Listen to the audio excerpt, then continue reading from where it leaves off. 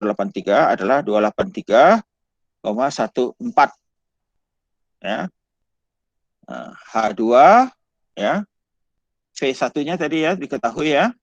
V2-nya dianggap mendekati 0. Kita masukkan. Kenapa dikali 1000 ya? Ingat ini satuannya hanya joule. Maka perlu dibagi 1000. Untuk konversi ke kilojoule kita dapatkan 303,14 kilojoule per kilogram. Ya.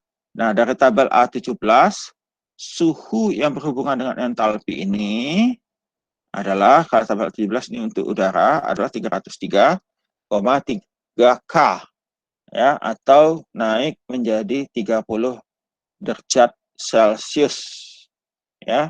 Terjadi peningkatan 20 derajat Celcius pada waktu terjadi penurunan kecepatan di diffuser. Turbin, nah, turbin dan kompresor ya. Nah, turbin dan kompresor ini ada beberapa hal yang perlu kita ingat. E in sama dengan E out, W in sama dengan MH1 sama dengan kurang Q out tambah MH2. Ya, kenapa? Karena kontribusi energi kinetik dan energi potensial ini mendekati 0. Ya. Nah, nanti kita lihat contohnya ya. Nanti sore aja contohnya. Kemudian ini throttling. Katup throttling adalah jenis alat apapun yang menjepit aliran yang menyebabkan penurunan tekanan fluida secara signifikan. Ya, apa perbedaan antara turbin dan katup? Ya, kalau katup dia menjepit ya, jadi terjadi penurunan. Kalau di turbin memang terjadi penurunan, tapi penurunannya bukan ya akibat terjadinya perubahan kerja yang dihasilkan. Sedangkan pada throttling ya tidak ada terjadi perubahan kerja. Ya, ini ada beberapa contoh. Ya, contoh pertama adalah kan ya, atau yang B sumbat yang porus, yang C adalah pipa kapiler. Ya, pipa kapiler ini banyak dibuat di ini apa namanya? Di alat-alat pendingin ya. Nah, sehingga apa kuncinya? Kuncinya adalah H2 sama dengan H1, U1 tambah P1V1 sama dengan U2 P2 V2 ya. Jadi ini yang perlu kita perhatikan. Kalau turbin tadi apa? Turbin ya, energi kinetik, energi potensial sama dengan 0, sehingga W in sama dengan M kali H1 sama dengan Q out tambah MH2. Ini kunci-kuncinya perlu diperhatikan ya. Kemudian pencampuran. Ya, pada pencampuran ya ada beberapa hal yang perlu kita perhatikan, yaitu E1 E in sama dengan E out, M1H1 ya, kalau ada 2 M2H2 itu sama dengan M3H3 yang keluar di sini ya, masuk sama dengan yang keluar. Kenapa? Pada pencampuran Q kontribusi pindah panasnya relatif mendekati 0, kecil ya. Kerja tidak ada yang dihasilkan, energi kinetik, kontribusi energi kinetik dan energi potensial kecil ya, bukan tidak ada ya, kecil ya. Jadi itu beberapa hal yang perlu kita perhatikan. Kemudian ada heat exchanger. Heat exchanger adalah alat untuk terjadi pertukaran energi ya. Nah, heat exchanger ini sama ya, E in sama dengan E out, dan yang masuk masih sama dengan yang kedua. Maka yang masuk ya, contoh mana tadi? Ini ya, yang masuk M1 sama dengan M2 untuk fluida yang satu ya, sama dengan M air ya, sama dengan M3, M4 atau M yang keluar ya. Ini E in sama E out ya. Atau yang masuk nih ya, yang masuk, yang keluar untuk jenis fluida yang sama ya, M1H1 tambah, oh ya, kalau dikurangkan ya, M1 H1 kurang M2 H2 sama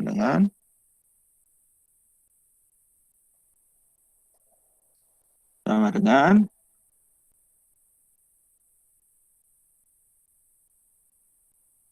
M3 H3 kurang M4 H4 ya.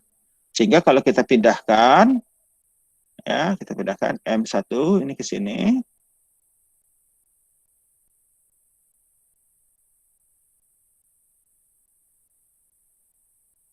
Oh, jadi terbalik.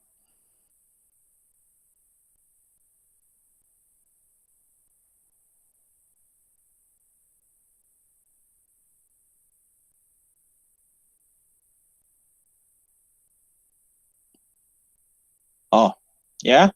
Yang masuk ini ya. Masuk, sama-sama masuk. Ya, ini masuk, in, itu sama dengan yang keluar. Keluar ini yang keluar ya. Jadi ini E out sama dengan E in. Ya, salah saya ini. Ya, energi masuk sama dengan energi keluar. Ya, itu untuk heat exchanger. Kita perhatikan yang masuk sama dengan yang keluar. Ya. Aliran pipa dan duct. Nah, ini ya, energi masuk sama dengan energi keluar. Ya, W in tambah MH1 kerja ditambah massa laju aliran massa H1 sama dengan keluar Q keluar ditambah MH2 ya, atau W in kurang W out sama dengan MCP kali T2 kurang T1, di mana CP H sama dengan CP T kan, delta T itu adalah H. Jadi MH2 kurang H1 itu sama dengan MCP kali T2 kurang T1. Kalau yang diketahui biasanya adalah suhu. Ya, kalau diketahui adalah entalpi, kita bisa langsung juga keluarkan H2 kurang H1. Nah, itu adalah yang steady ya. Yang unsteady kita akan bicarakan lebih lanjut. Kita lihat dulu contoh ya. Contoh, kita keluar dulu dari sini. Karena pengalaman saya kalau langsung unsteady itu bisa repot kalian ya. Nah, ini adalah energi untuk aliran unsteady. Jadi kita lihat dulu yang steady dulu ya, yang steady, contoh yang steady. Nah, ya, kita sebentar cari bukunya dulu.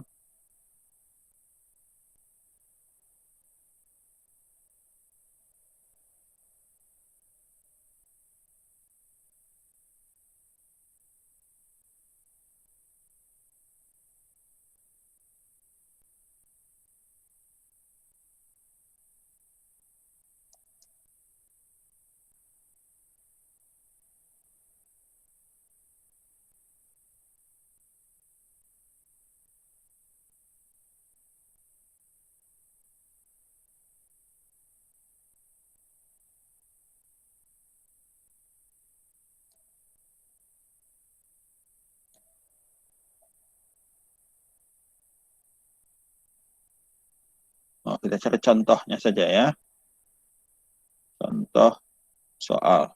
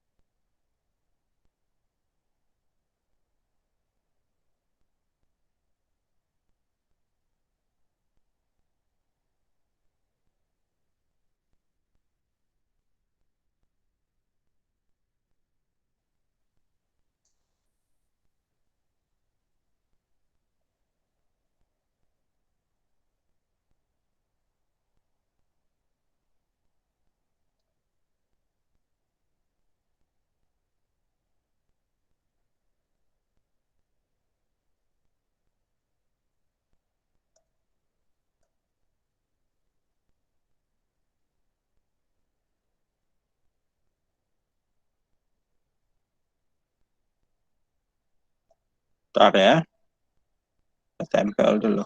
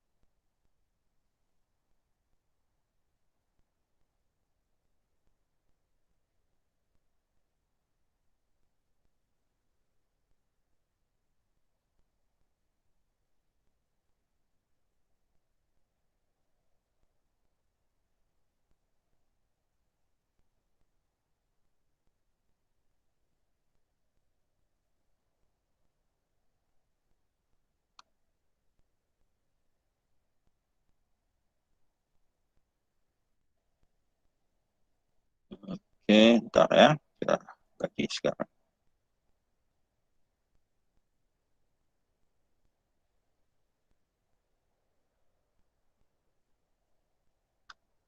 Oke, kelihatan ini?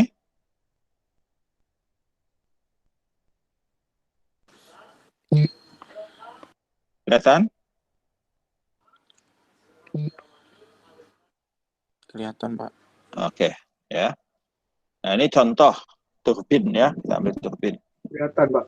Ya, turbin, output daya suatu turbin uap adiabatik, uap ya, adiabatik adalah 5 megawatt. Ya, 5 megawatt. Kemudian inlet dan exit condition dari uap itu adalah seperti pada gambar 531. Ya. Bandingkan besaran delta H, delta energi kinetik, dan delta energi potensial. Tentukan kerja yang dilakukan persatuan massa uap mengalir melalui turbin. Hitunglah laju aliran massa uap. Nah, ini ya kita akan lihat segalanya. Nah, ini ada satu hal yang perhatikan. Di sini disebut adiabatik. Adiabatik langsung kita tahu Q mendekati 0. Ya. Nah, rumus kita kan Q kurang W sama dengan M theta 1 kurang M H theta 2. Ya, theta 2. Nah, ya. Nah, ini karena dia steady state, kalau seperti ini steady state, maka laju aliran massa di dalam ini 0, laju konversi energi sama dengan 0, dan karena ada satu masuk dan satu keluar, karena steady state, maka M1 sama dengan M2 sama dengan M. Ya.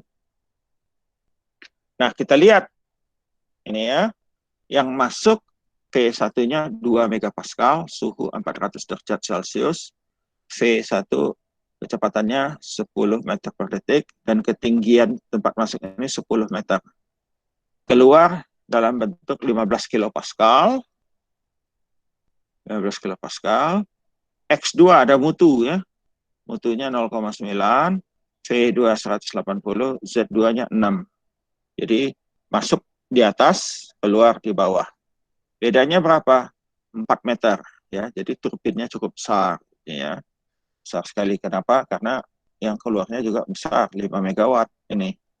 Dayanya yang keluar 5 megawatt ya.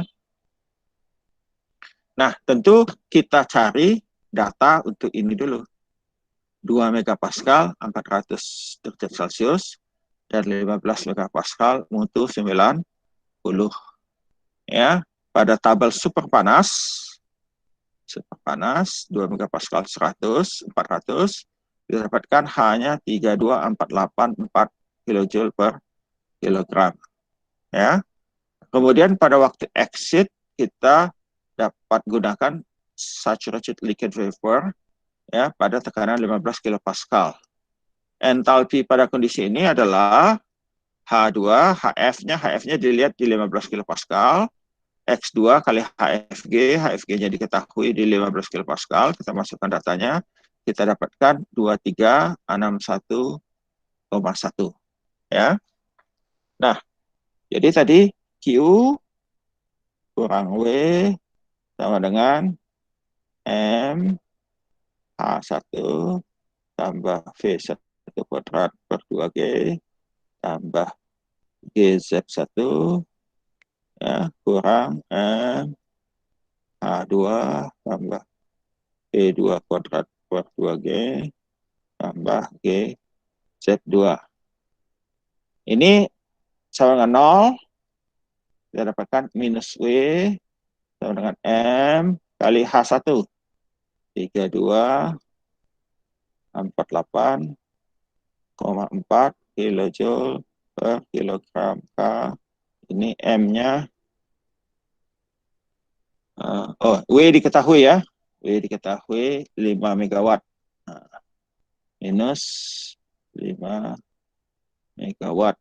Nah, tambah P1-nya tadi berapa? Nah, 50.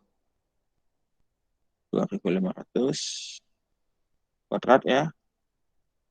Bagi 2 kali 9,8 bagi 1000. Ya, dari joule ke kilojoule. Tambah 0,98 kali 10 meter bagi 1000. Kurang M kalau ya. M-nya tadi diketahui juga rasanya.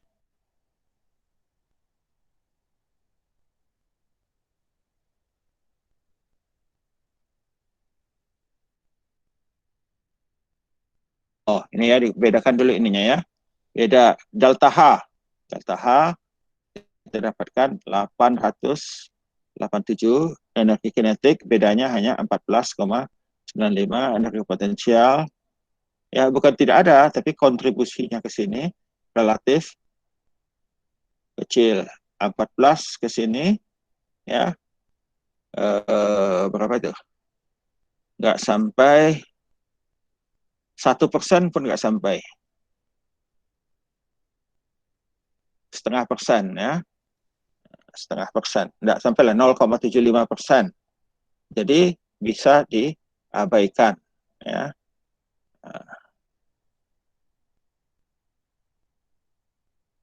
Nah, ini kemudian dimasukkan di persamaan ini. Kita dapatkan untuk per satu satuan massa. Untuk per satu satuan massa kita dapatkan 87248 ya. Berapa masanya? Ini 5000 bagi 872, 5,73 kg per detik ya.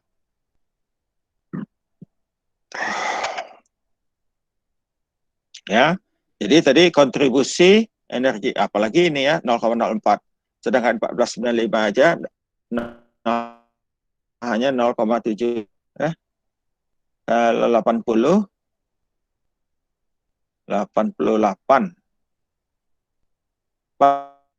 itu 10%, 10% hampir ya, hampir 2% energi kinetik ya. Jadi kecil sekali kontribusinya sehingga makanya asumsi kontribusi energi kinetik dan potensial relatif kecil dan tidak berpengaruh itu pada turbin itu dapat kita justifikasi.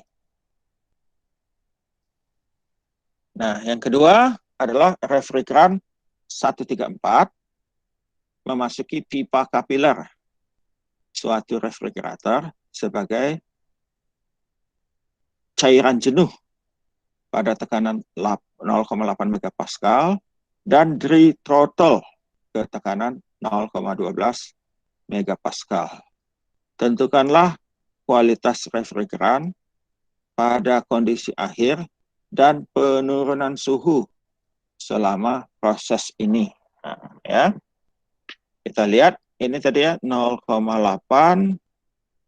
megapascal cairan jenuh. Jadi ini kita lihat di tabel R134 A, ya, kita cari pada tekanan 0,8 HF 0,8, ya. Kemudian kita cari juga, ini kan jenuh ya, cairan jenuh, T-nya berapa?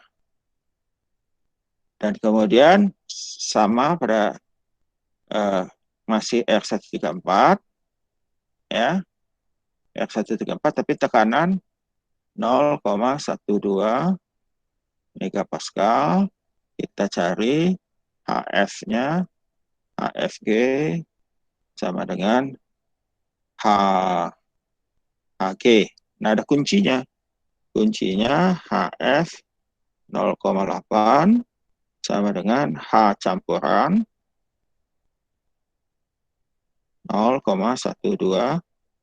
megapascal. Itu kunci. Ini kunci ya. Kuncinya di sini. H-nya sama. Ya.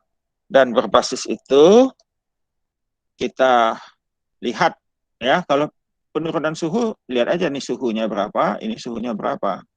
Ya, penurunan suhu enggak ini kualitas refrigeran ya mungkin ya. Pada 0,8 kita dapatkan T saturasinya 31,31, H-nya kita dapat 9548.